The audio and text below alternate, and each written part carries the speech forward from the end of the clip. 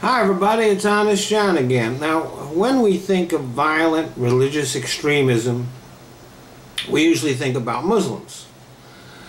But Islam is not even close to cornering the market on religious extremism. In India, for example, not that long ago, Hindus rioted, killing hundreds of Muslims. And militant Hindus have been responsible for the murders of secularist thinkers in India.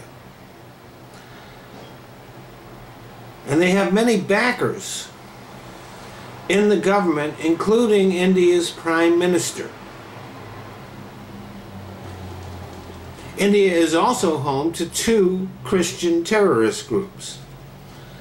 And recently, a Christian church in India, they claim that beads of water that were forming at the foot of a cross were miraculous. But a simple examination revealed that the water was coming from a drain pipe. So the church had the man who discovered that arrested.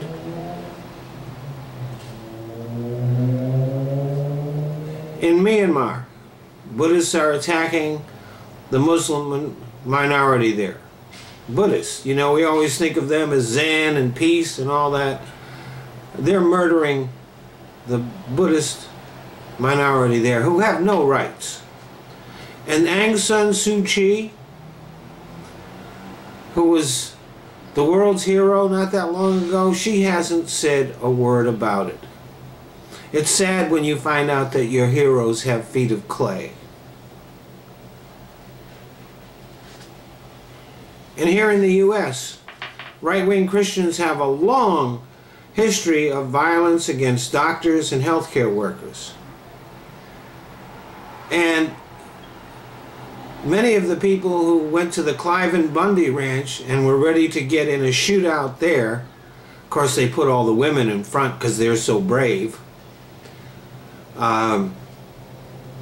they were members of the Christian Identity movement. And two of those people, two of those members of that Christian Identity movement, later went on to murder police in Las Vegas.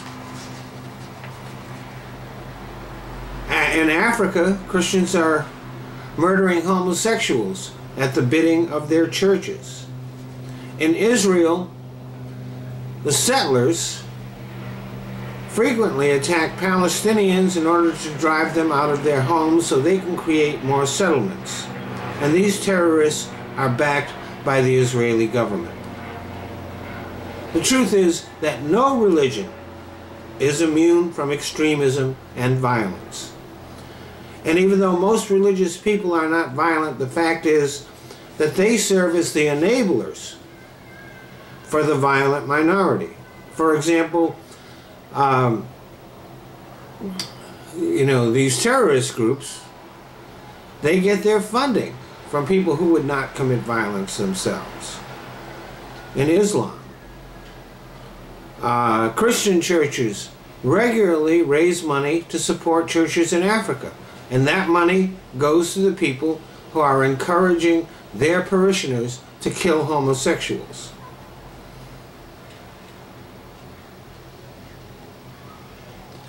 Here is the truth.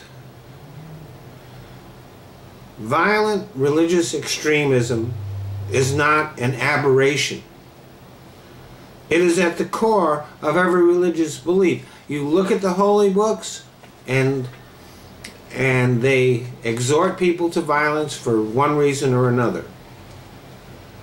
Religion began when human beings were ignorant, superstitious, and primitive. And its basic appeal is to our most primitive nature. What is necessary to end religious extremism is for intelligent people to turn away from religion. The solution to religious extremism is not religious moderation. It's atheism. Thanks for listening.